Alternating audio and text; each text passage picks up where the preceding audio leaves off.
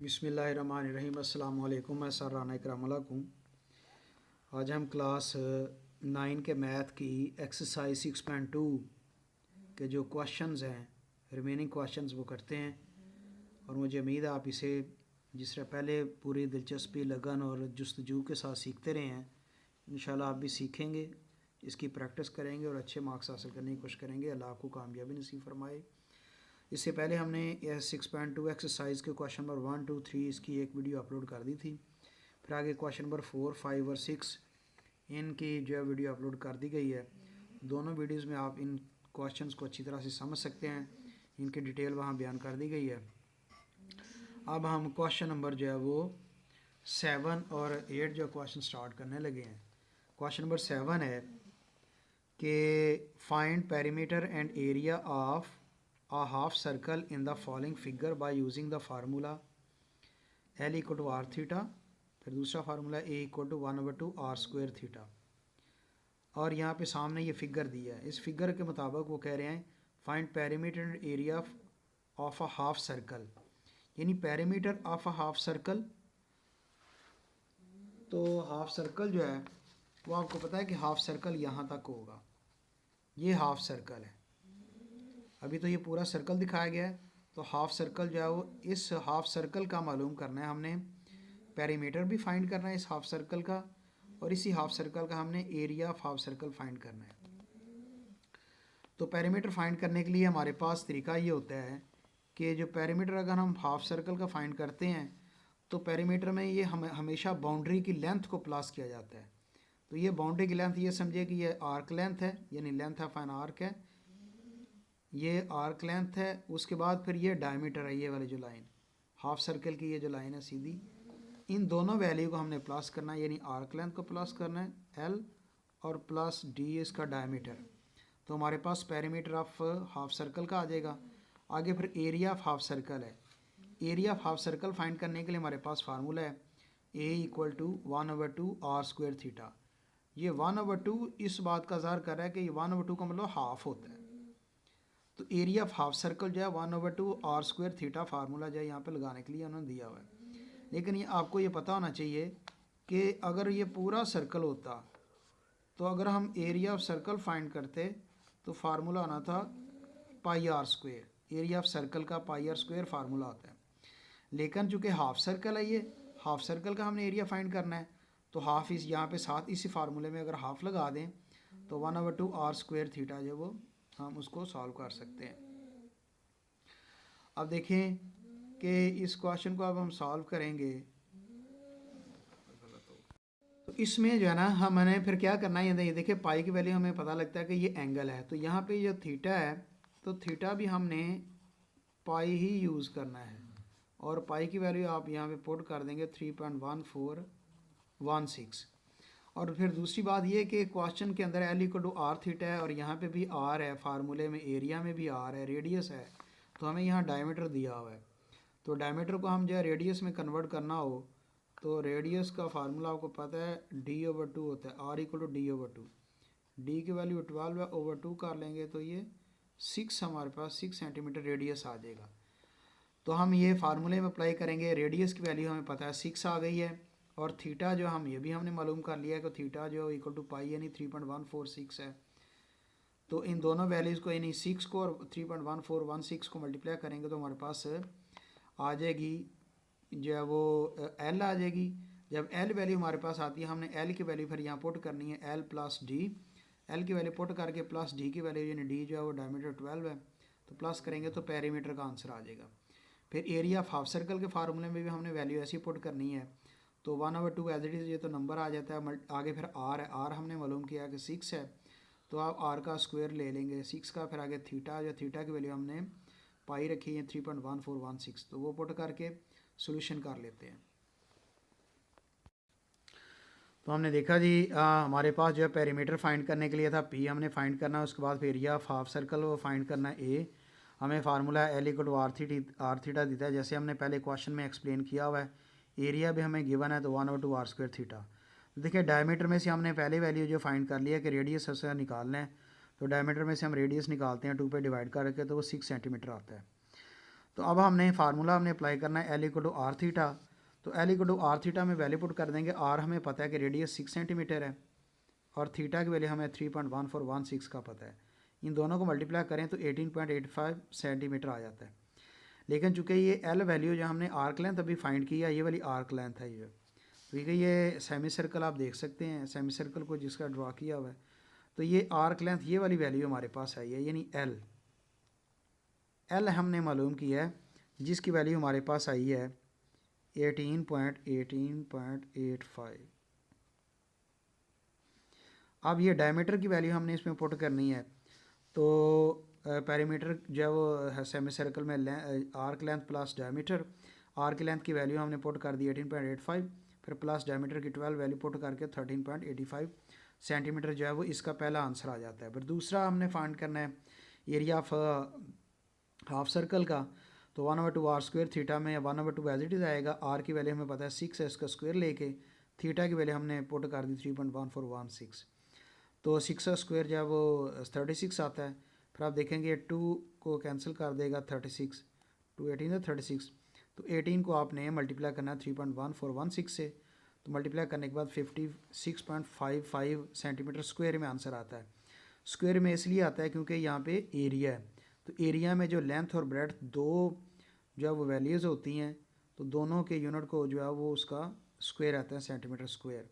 तो एरिया में स्क्वायर लिखा जाता है। तो ये क्वेश्चन नंबर आगे नेक्स्ट जो है क्वेश्चन नंबर 8 सॉल्व करते हैं। तो देखिए ये क्वेश्चन नंबर 8 है, find the circular measure of the angle between the hour hand and minute hand of a clock eight. तो हमने ये क्वेश्चन में ये कहा हुआ है कि find circular measure of the angle, यानी इसका मतलब हमने circular measure of the angle का मतलब हमने थीटा फाइंड करना है इस क्वेश्चन में। और हमें आवर हैंड और मिनट हैंड इस क्लॉक के बारे में बता रहा है कि क्लॉक में आवर हैंड और मिनट हैंड के दरमियान जो सर्कुलर एंगल बनेगा वो एंगल मालूम करना है। और टाइमिंग फिर हमें दे दी है। पहले पार्ट में 9 ओ क्लॉक है, या हम क्लॉक बना के देखें 9 ओ क्लॉक यहाँ पे शो करेंगे, फिर कैसे सॉल्व करना है। फिर 2:30 और तीसरा जो पार्ट है वो 6:45 टाइमिंग है। तो हम ये क्लॉक बना के यहाँ पे इसको देखते हैं कैसे सॉल्व करना है। तो देखिए हमने क्लॉक जो है वो ड्रॉ की, क्लॉक में हमने टाइमिंग भी शो कर दिया, 9 ओ क्लॉक है। तो 9 ओ क्लॉक में ये 9 पे जो है वो मिनट की जो है वो, तो 9 ओ क्लॉक जो है ना ये 9 पे जो है वो आवर्स की आएगी। तो मिनट्स की जो है वो सुई जो है वो 12 पे है, इसका मतलब कोई मिनट नहीं है, 9 ओ क्लॉक का वो टाइमिंग है। तो हमने क्या करना है कि हमने ये आवर हैंड और मिनट हैंड इन दोनों के दरमियान जो हमने जो रिलेशन जो है वो बनाना है। और फिर ये देखें कि एरो साइन आपको जा रहा है कि 9 से ये 12 की तरह जो है मूवमेंट जारी है। तो 9 से आगे अगर यहाँ पॉइंट हम देखें तो 9 से लेकर 10 तक 1 आवर है, फिर 10 से 11 तक 2 और 11 से 12 तक 3। तो 3 को हम जो है वो डिवाइड कर देते हैं ये 12 से, ये जो 12 आवर्स हैं, यानी 3 आवर्स डिवाइडेड बाई 12 और मल्टीप्लाई, चूँकि ये सर्कल में है तो मल्टीप्लाई 360 डिग्री से इसे सॉल्व करेंगे। तो हम देखेंगे इसका जो थीटा एंगल है हमारे पास डिग्री में आएगा, हम उसको फिर रेडियन में कन्वर्ट कर लेंगे क्योंकि इसका आंसर हमने रेडियन में लाना है। तो दूसरा आप देख लें, दूसरी जो क्लॉक है उसमें 2:30 टाइमिंग है। 2:30 का मतलब है कि 2 और 3 के दरमियान में ये जो है वो जो वो आवर हैंड होता है, और इस 6 के ऊपर जो है वो मिनट हैंड होगा। तो इनमें भी आप देखें कि चूँकि रिलेशन हमने आवर हैंड और मिनट हैंड के दरमियान है, तो आवर हैंड और मिनट हैंड के दरमियान हमने देखना है कि कितना टाइमिंग जो है वो बनता है। तो आप देखें कि इसके दरमियान जो वो टाइमिंग बनेगा 2:30 जो है वो निकाल दें 6 में से, तो बाकी जो है वो 3.50 बचता है, यानी 1 2 3 और ये हाफ ये होएगा 3.50 3.5, ये जो है इसकी ये टाइमिंग है। और डिवाइडेड बाय 12 मल्टीप्लाई 360, क्योंकि आवर हैंड और मिनट हैंड के दरमियान जो हमने रिलेशन कायम किया तो उस हिसाब से ये 3.50/12 मल्टीप्लाई 360 डिग्री आता है। उसके बाद हम इसके एंगल फाइंड करेंगे इनके दरमियान, कि इनके दरमियान एंगल कितना बनता है, फिर उसको हम पाई रेडियन में कन्वर्ट करेंगे। इस तरह से ये पार्ट नंबर 3 है, 6:45 टाइमिंग है। तो 6 o'clock से यानी 6 o'clock और 7 के क्लोज़ है ये आवर हैंड, और 45 जो है यानी 9 मिनट जो है वो 9 के ऊपर यानी 45 मिनट जो है इसके गिवन है। तो आवर हैंड और मिनट हैंड के दरमियान हम जो सर्कुलर एंगल जो है फाइंड करना है। तो आप देखें कि यहाँ पे जो आवर हैंड और मिनट हैंड के दरमियान जो एंगल बनता है, जो टाइमिंग बनती है, यानी आप कह लें कि यहाँ पे 2 आवर्स और 0.25 का मतलब इसका फोर्थ पार्ट 2.25 डिवाइडेड बाई 12, जिस तरह दूसरे फार्मूले ने किया, मल्टीप्लाई 360 डिग्री। अब इसको सॉल्व करते हैं पेज के ऊपर, तो आगे डिटेल बताते हैं। तो देखा जी हमने theta equal to 3/12 multiply 360 degree है। फर्स्ट पार्ट को जो सॉल्व कर रहे हैं तो अब कैंसलिंग कर लेंगे। तो कैंसलिंग का हमें पता है कि 12 को कैंसिल करें 360 के साथ, तो 12 1 ज़ा 12, 12 3 ज़ा 36 और साथ 0 आएगा। तो कैंसलिंग कर लेंगे आगे, जब 12 को 360 के साथ तो अकबर 30 आता है, 30 को 3 से मल्टीप्लाई किया 90 डिग्री। तो 90 डिग्री का हमने कन्वर्ट करना पाई रेडियन में, तो पाई ओवर 180 के साथ इसे मल्टीप्लाई कर दिया, 0 से 0 कैंसिल हो जाएगा, तो 9 1 ज़ा 9, 9 2 ज़ा 18। तो पाई ओवर 2 जो है ना वो एंगल इनके दरमियान आता है, theta equal to pi over 2 radian. ये जब 9 o'clock टाइम होगा तो आवर हैंड और मिनट हैंड के दरमियान जो एंगल होगा वो पाई ओवर 2 होगा। अब हम इस तरह से पार्ट नंबर 2 जो है वो सॉल्व कर रहे हैं। पार्ट नंबर 2 में दिया है कि थीटा जो हमारे पास इक्वल टू आता है 3.50 ओवर 12 मल्टीप्लाई बाय 360 डिग्री। हम इसको अगर कैंसलिंग करें तो वही कैंसलिंग का तरीका हमने किया हुआ है। 12 1 ज़ा 12, 12 जो वो 30 ज़ा 360 होता है। तो इस तरह से हमने इसको मल्टीप्लाई कर लिया तो 105 डिग्री आता है, 105.0 आता है। तो 105 जो हम लिख लेते हैं। अब 105 को हमने कन्वर्ट करना है पाई रेडियन में, तो पाई ओवर 180 डिग्री आता है। 15 डिग्री पे 15 टेबल पे कैंसिल करें, 15 7 ज़ा 105, तो 15 12 ज़ा जब 180 होता है। तो थीटा इक्वल टू हमारे पास आता है 7 पाई ओवर 12। तो ये सर्कुलर मेजर एंगल होगा आवर हैंड और मिनट हैंड के दरमियान जब क्लॉक 2:30 पे होगा। अब आगे नेक्स्ट पार्ट हम सॉल्व कर लेते हैं इसी तरह से। अब देखें ये थर्ड पार्ट में ये थे 2.25 और 12 मल्टीप्लाई 360 डिग्री, इनके दरमियान जो रिलेशन कायम होता है आवर हैंड और मिनट हैंड के दरमियान थीटा फाइंड करने के लिए। तो ये 2.25 जो है ना यहाँ पे वैल्यू 6 से लेकर 7 आवर्स के दरमियान होती है। तो ये 2.25 हमें ये तो पता है कि आगे जो है ना 7 से 9 तक ये 2 आवर्स हैं।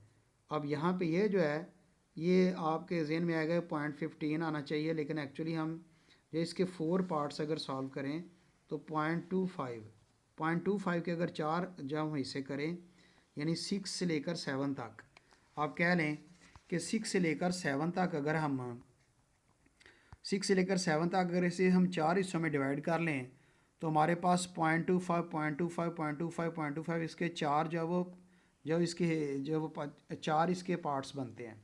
तो इन चारों पार्ट्स को प्लस करें तो 1 आता है, तो 1 आवर आता है। तो असल में हमने यहाँ पे परसेंट के हिसाब से यहाँ पे वैल्यू को जो है वो कंसिडर किया हुआ है। तो 6 से लेकर 7 के दरमियान अगर हम 0.5 के 4 जो है वो पार्ट्स करें तो उनमें से एक पार्ट जो है वो 6:45 बजे टाइम बनता है।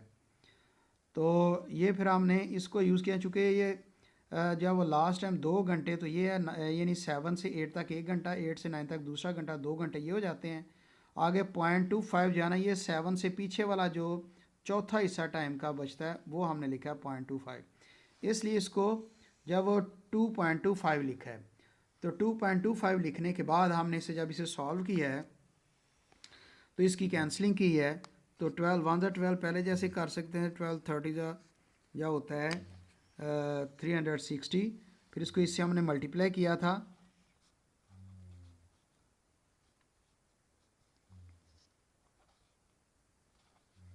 तो ये आता है 67.50 67.50 ये थीटा आता है। अब इसको हम कन्वर्ट करना है 67.5 को कन्वर्ट करें रेडियन में, पाई ओवर 180।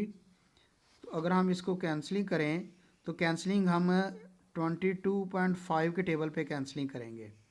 22.5 से कैंसलिंग करें तो ये 3 आता है, और 22.5 के टेबल में कैंसलिंग करें तो ये 8 आता है। तो ऊपर आएगा 3 पाई ओवर 8। ये वो एंगल है जो आवर हैंड और मिनट हैंड के दरमियान बनता है। तो इसका आंसर है 3 पाई ओवर 8 आता है थर्ड पार्ट का।